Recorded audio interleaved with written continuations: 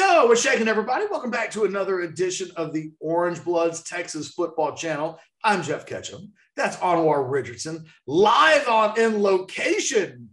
Parts unknown, but we can all see he's in a hotel room of some sort. I'm in my usual digs, and today talking Texas basketball, Texas football, how the events of last night's, I don't want to say monumental, Anwar, because that feels like the type of praise that you would say for a postseason game to get you to the Sweet 16, get you to the Final Four. So maybe not monumental, but certainly consequential. Texas beating Kansas last night on ESPN on Big Monday. Do us a favor, like the video, subscribe to the channel, get the notifications, leave your comments in the comments section about what you thought about last night's game. And, one of the things that we were talking about, in addition to Anwar, Texas, for a moment, let's just stop and say, Texas basketball team last night, that was a high-level game against a good Kansas team. Yes. Kansas pistol whipped Baylor 48 hours earlier. So they came to town with, swag. And Texas played 40 minutes of high-level basketball against a really good team and came away with both its best performance of the season and maybe a moment that kickstarts this thing into being the kind of year that I think Texas fans hoped the basketball season would be. It just kind of justified the Chris Beard experience. There was a lot on the line, and the impact, I think, of that win was significant.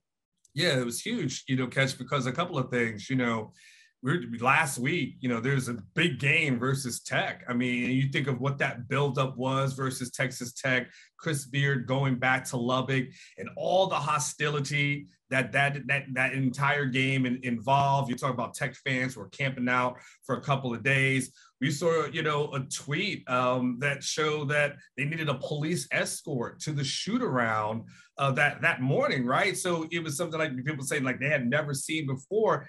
And then Tech goes out, and let's just be honest. I mean, they put in that work on them. They worked them. They worked Texas in that game. And there was times that Texas got a little bit close, but I felt like everybody from Tech was like a good 6'7", a good 6'8". I felt like everyone was tall, had some muscle to them, and it got worked. And I didn't know, Ketch, how this team was going to respond after that. And they go over the weekend, they beat Iowa State, Ketch, so they pick up a good win there. And then they come back and, and they got Kansas on Monday. It's a huge game. And again, we're not quite sure how this team is going to respond because it's new. And Chris Beard and those guys did such a great job. I mean, Marcus Carr has been everything that we've heard that he was before he transferred here. The job that Courtney Ramey did defensively. I mean, that dude, if Sarkisian needs someone at a DB position or at the safety position, he needs to ask Ramey what he's doing, because Ramey's ability to stick, and I will butcher the guy's name. I know it's like Ochai. It would be horrific for me to even pronounce it. I cannot spell it, but anyway, Kansas's leading scorer. The way that Ramey kind of was able to lock him down, especially late when it counted. It just says so many things, about it. And to your point, Ketch, about Chris Beard, you go if you're a Texas fan, if you're a Texas administrator, Texas athletics, you went out, Ketch, and they went out and got a guy, and this is what you hired him for, to have instant results, Ketch. To not go out and say, these aren't my guys. To not to go out and say, I inherited this team. I need a chance to build it up. How many scholarship players did he have when he got here, Ketch? I mean, what, two? Two. I mean, you know what I'm saying? I mean, and then he had to go out and get all these guys and put together this team, and you see it coming together. You're like, damn, so you're right, Ketch. You don't want to overreact, because this is not overreaction Monday. Oh, it would have been badass if this game had happened on Sunday. Then we could just overreact to it. Yes, but Chris Beard and the way and what they're able to do, and he got criticized, Catch, for just it's being such a defensive team. Like early in the season, such defense. You need offense here in Austin. Like, don't you know the offense puts butts in the seats? You know who's going to put butts in the seats? Catch, wins. And what we saw last night is the wins are putting butts in the seats, and it was one of the bigger wins that we've seen this Texas men's basketball team have in a long time. Well, it's interesting. This has been a team that's gotten off a lot of new parts because they only had a couple of guys coming back. Mm-hmm. Other than Courtney Ramey and, Andrew Jones, you don't have a lot of names on this team that would have been a part of the team last year that beat Kansas twice. So it wasn't like this team was carrying over that experience to become only the first team in the Bill Self era to ever beat Kansas 3 times in a row. That's not a minor accomplishment. Like Kansas will know that Texas is coming to town at the end of this month when those two teams play again on Big Monday again, same time, same bat channel. That will be, I think, a really fun game. But look, Texas has won 5 of its last 6. So they get into January and they lose to Oklahoma State and then Iowa State. And then they lose at home to Kansas State. Mm-hmm. They've lost 3 out of 4, and everybody knows the schedule's about to get tougher. Mm-hmm. They still got to play Kansas twice. They still got to play Baylor twice. They still had to play Texas Tech twice. And it looked in the middle of January like this team might not make the tournament. I mean, it didn't seem like a wild suggestion that this team would finish below 500. But in the last 3 weeks, Texas has won 5 out of 6. Mm-hmm. That included that game against Tennessee where we thought a damn near catastrophe was about to happen. It does include the Tech game, which was just a total ass kicking.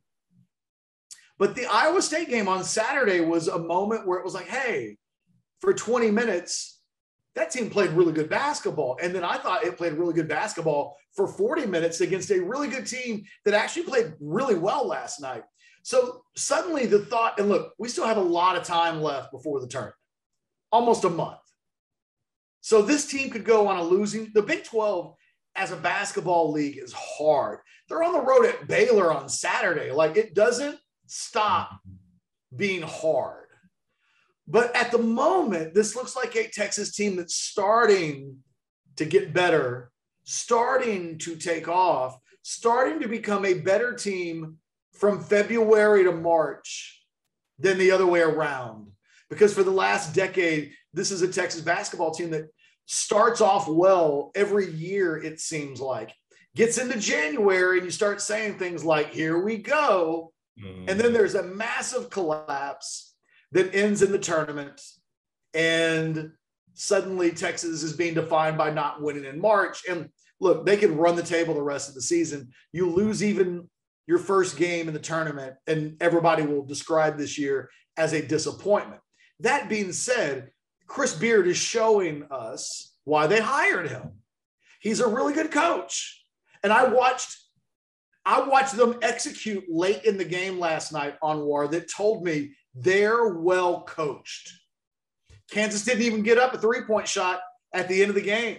Texas goes up by 3, 6 seconds to go, and KU never got a 3-point opportunity that would have allowed them to take away Texas' advantage. That was good coaching. That was good coaching. Great defense. Great deny. Great deny by Ramey. Ramey denied and forced it that they had to go somewhere else. And Texas just makes a play at that point. Well, and Jay Billis is like, look, this is what we see in the NBA. Teams don't, and you're talking about that defensive possession before that where Ramey denies their best player the ball. And he did that a lot last night, but I'm talking specifically about the late game situation where Texas goes up 3 and they've got 6 seconds to go the length of the court. And it's a matter of, do you foul and make them shoot free throws? Okay. Or do you let them get a game-winning shot off or a game-tying shot off? And they made them run almost all of the clock down and then got the foul in before a shot could get off. And that ended the game. Yeah. Because then it was, they've got to make the first free throw, miss the second free throw, get the rebound, get it to, so many things had to have happened after Texas did the smart, functional basketball thing. And I don't feel like under Shaka Smart, who I'm a fan of, everybody knows that. I don't feel like games ended all the time. And we were like, that was really astute game management there at the end by Shaka. He outsmarted Bill Self. Like, in that, I don't remember ever thinking that a lot, but I thought that last night. And it's like, I think Chris Beard needed that moment to say, yeah, man, I'm that dude. And we might not even be there yet, but this is where we're going. Yeah. And when you look at the football team, one of the striking side-by-side comparisons is the knowledge that Chris Beard now has that. And I think it's a showpiece for what we're going to be. That's what he's going to say. This is who we are. That's what he tells recruits. Sarkisian doesn't have that moment yet. And it is a strong contrast to the basketball program when you consider when he makes that pitch to Arch Manning, this is who we are as a program. I have no idea what that moment is. It didn't occur last year. And so, one of the things, again, this team still need to win in March, but that was an incredible atmosphere, high-level game. And when it's over with, Texas fans can say, okay, I can close my eyes and tell you what it looks like, where Chris Beard is attempting to take us. One of the things we'll learn about Steve Sarkisian in year 2 is his ability to sell the message of his program without that, dare I say, signature moment that he'd be able to hang his hat on from year 1.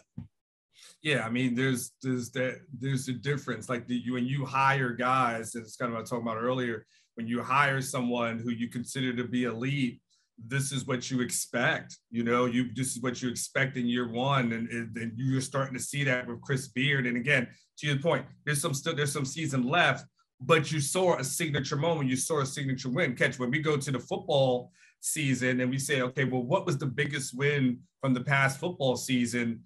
We're saying maybe TCU. I mean, and that might be it. And you're saying, okay, well, where did you see like the progress?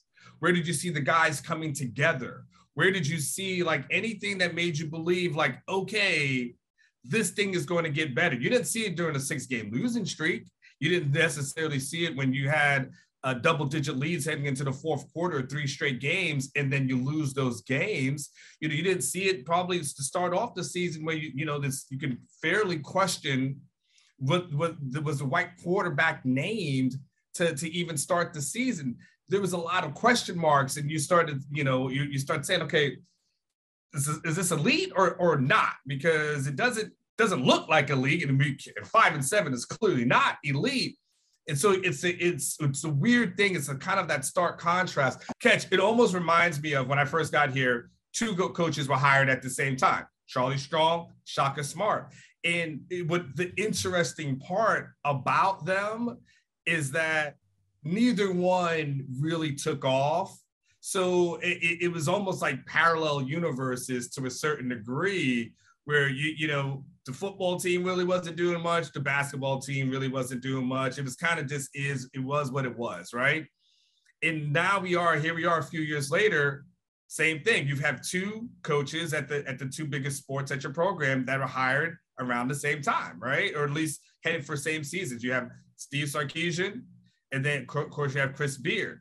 The difference is Chris Beard is starting to take off, starting to elevate, and you're able to say like, oh, okay, I see that.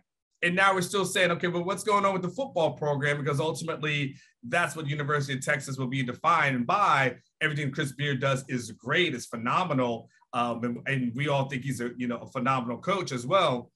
But we still will look back at the football program in a weird sort of way and start saying, and again, I know the numbers are different, but when you start looking at what Beard is doing in year 1, these are the kind of results that if you're paying someone, $6 million a year, you kind of expect some of the same things. Like you expect folks in Catch in this day and era of the transfer portal where you can instantly upgrade your team, add 10, 12 new parts, 20 new parts. If you're Michigan State, the previous year, instant success is not out of the realm of possibility. You've got to build it and make it, there's some building, but there's some success portion that should come. And so that, like, to you, it goes back to what you're saying. Some of the question marks that, surround Sarkisian. You're happy for the basketball program. You're happy. You have to enjoy it because, Catch, you and I have been doing this for years. You've been doing it longer than me.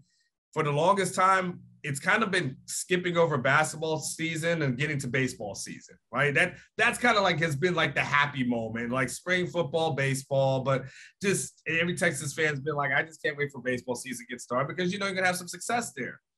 Sarkisian's got to get it back to the point where people are excited for the football season from start to finish, not preseason, not up until game 2 of a non-conference game, because that's what happens. Like, it's been too many years. I think it's 2013 is the last time, Catch, that Texas went 3-0 in the preseason. Maybe before that. I got to check the records on that one. So don't quote me on that.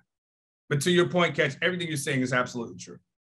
Yeah, I think last night stresses home the idea that at some point in 2022, Sarkisian needs a moment like that, where it feels like the whole of Orange Blood's nation comes together in euphoria because of this really significant moment in the program. And they had that chance this year. Oklahoma was 30 minutes away from being not just that moment, but way more emphatic. They were blowing Oklahoma out of the water. And this was before Oklahoma had been stripped of its specialness. This was when it still looked like Spencer Rattler was going to be a big deal. And Texas was 30 minutes away from literally blowing Oklahoma up. I mean, they still retired Rattler. Like, they just didn't get to savor that because they lost the game. But they had that game, in retrospect, that Baylor game, if you win that, that's still a really good Baylor team. Oklahoma State was in a position where they ended up being really good by the end of the year. And maybe it wouldn't have felt like that in the moment. Maybe the same with Baylor. Maybe in real time, that would have just felt like a good win instead of at the end of the year, you're like, wow, they played in a big bowl game and they played for the Big 12 championship. And maybe those games were bigger than we thought. This year they get Alabama, they get Oklahoma. It's impossible to really know if any other game will truly allow Texas to be like, that's us, we've arrived. Makes me think it probably has to happen in the Oklahoma game this year. The thing they let get away from them a year ago might be their real best chance at having the moment that Chris Beard had last night. Yeah, I mean, the question is, do we think OU will still be that OU this year, Catch? And then, by the way, if they are, by some stretch of the imagination, if they still are able to lose Lincoln Riley, lose 2 quarterbacks, and keep going, I mean, that's a freaking gut punch to your Texas fan if there ever was one. So, but to your point though, Catch, I mean, the OU game always seems to be the defining moment of the season, and that will, I will totally agree with you, will be the moment that if you're a Texas fan, you go into that and say, all right. I feel like you do it. It happens every year, right? I feel like every year it's been like, all right, well, no more Baker Mayfield.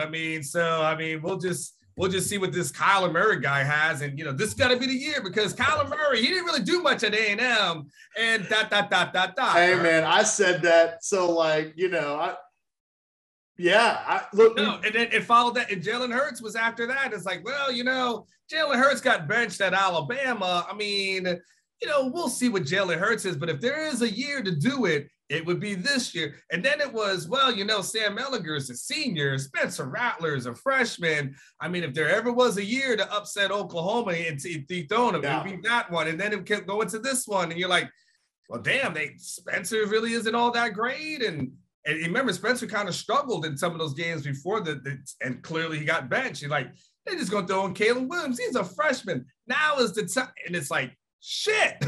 So at some point, are you going to say it again? At some point, at some point, it's got to be true. It would have to be the year because we'll tell ourselves, you know what? OU lost Lincoln Riley. OU lost their quarterbacks. I mean, this is a defensive-minded program. I don't know. This has got to be the year where that actually ends up being true. Well, because now Steve Sarkisian has a year head start on this other staff. It's basically a brand new staff that's come in. I mean, I know that there were some holdovers, but if you're Steve Sarkisian and you're not ahead of Oklahoma after the shakeup that Oklahoma's had this season, I still don't really. I guess I know who they're going to play at quarterback, but it ain't the same. Mm-hmm. So, the truth of the matter is I'm looking at the schedule right now, and that game in Stillwater, if they lose to Alabama and they lose to Oklahoma, good chance that Oklahoma State's undefeated if they're anywhere near as good this year as they were last year. They will be top 10 in the country probably by late October. And that game in Stillwater would at least be an opportunity to say, okay, that's on the level of, if you beat a top 10 Oklahoma State, it's not as big as beating even an unranked Oklahoma because of all of the significance of Oklahoma. I mean, they got to win that game. Texas has maybe this is just another video, but Texas in the last decade, going back to like 2010, they beat them once under Herman in the Great Overtime Classic where Sam gets scoreboard over Kyler Murray only to lose it at the end of the year. Charlie had his moment, and Mac Brown went out with a win in his last OU game. But other than that, I mean, it's been loss. They win championship. Yeah, Texas is, I would contend, and again, maybe just a longer, different, separate video, Oklahoma really is important this year. At the end of 2022, two things can't happen. Sark can't come out without some kind of signature win after 2 years that tells us right there, they can be elite. We've seen it. And because even Herman had that after 2 years, I would say. He did. And I think that you can't have Oklahoma still ahead of Texas from a trajectory standpoint. It can't look after this season like they're closer to the playoff and winning another Big 12 title than Texas is, given that they got new coaches, new offensive coordinators, new quarterbacks, like everything is new. They had a bunch of guys go pro, like mass exodus. Oklahoma's still ahead of Texas next year. That'd be a bad sign, I think, for the Sarkisian experience as a whole. They need to use the Chris Beard as inspiration, Catch. I mean, but no, you're right, because if it doesn't, and we're having some of these same conversations a year from now, it's going to be even if it's a variation of it, right, Catch, and even if it's a toned down version, where we're talking about 6 or 7, and like you said, a loss to OU, a loss to Oklahoma State, and what could have been, coulda, shoulda, woulda. Then we're talking about, well, it was Quinn's first year as a starter, and blah, blah, blah. But now you got to get the most out of Xavier, and we got to see who's going to fill in for Bijan. Like if we're doing all that, it's a bad moon rising at that point. So to your point of what the importance of year 2 looks like for a guy who had a multi-year contract, year 2 ends up being a defining year for him. Yeah. The anticipation going into the season exists, I think, in part because of the way last season ends.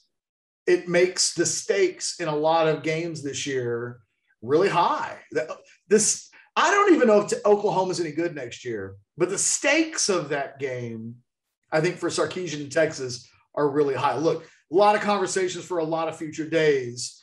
What did you think last night about the win? Which game on the Texas schedule represents that for the football team this year?